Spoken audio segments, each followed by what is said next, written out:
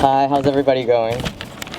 My name is Dexter Fan, and I live in Milpitas, and I go to college at De Anza. It's really exciting to be here to help launch Transform America, and especially meaningful to be here during API History Month, with several API leaders of various backgrounds with us today. Thanks to Congressman Mike Honda and Michelle for being here, and to Chris, Tony, Issa, Ellie, and Father John. When I was 3 years old, my family moved here from China to the United States. And like many immigrants, my story is one of hardship as well as opportunity. I am a transgender man, which means that although I was born as female at birth, biologically, I've always associated more with being a boy. I've always wanted to be the perfect daughter, and even now I want to be the perfect son. And I remember having memories going back to my early childhood and being expected and told to act like a certain way, like a girl. But in my heart, I knew I wasn't that. I didn't want to wear a dress. I didn't want to wear dolls. I wanted to play with Hot Wheels, if you guys ever seen Hot Wheels.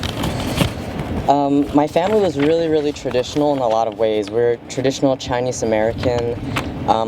I felt a lot of pressure growing up to meet those expectations of being that obedient Chinese daughter. And when it came to my gender identity, I had a really hard time accepting the fact that I was queer, partly because I wanted to be the perfect child. But I also knew that my family wanted me to be healthy and happy and to grow and to experience things that they've never experienced. And I realized that my gender identity had to match with the way that I felt in order for that to happen. And it took a long time. My mom wasn't always accepting in the beginning, but with time she did come around. It felt like being locked inside of a box and not being able to break out. I felt like I wasn't being able to be myself, and that caused a lot of internal turmoil. It was a tremendous blessing when my mom came around, because I finally got the support that I needed from her in order to move forward. And the moment that she came around, she cried and she told me that she loved me no matter who I was, and I was her son, and I was going to do really great things and take care of her in the future. I had a deep fear that I would be kicked out, that I would end up alone, homeless, trying to fend for myself rather than going to school and trying to thrive to be something better. And I was really scared, and it was really hard. And for some reason, I had the idea that my mom would be the first one to understand, and she would support me and open her arms right away and love me for who I am. But I realized for her and for a lot of my family, it was a journey for them to get to a place of understanding. And more so for them, it was a growing experience than for me. And I realized that I had years to think about my gender identity and who I was, but for my family, they were still taking that kind of time that they needed to come to terms with it. So with some time, my mom and I arrived in a place of love and understanding, and she wants me to be happy like any other parent.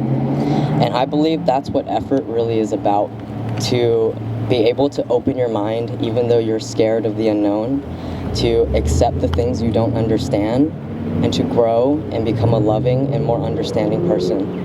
And I believe that is the biggest effort that you could give to a young person who is queer and who is also a person of color.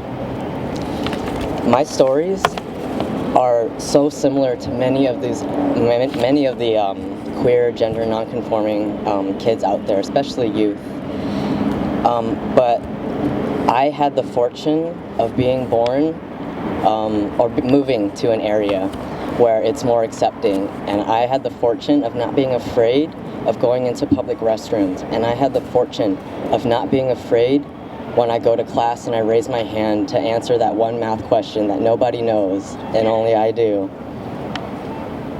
And I believe that is one of the biggest opportunities that you can give any kid and it's one that's taken for granted because I work so hard to be comfortable in the environment that I'm in, and I believe not everybody has the voice to do that. And that's why I'm here today, to talk about my story, because I want everyone to know that you may not see people of color on television who are queer, gay, lesbian, transgender, just non-conforming in general, but you can see this and you can take who you are and you can own it, and you can love who you are, and the people around you will catch on.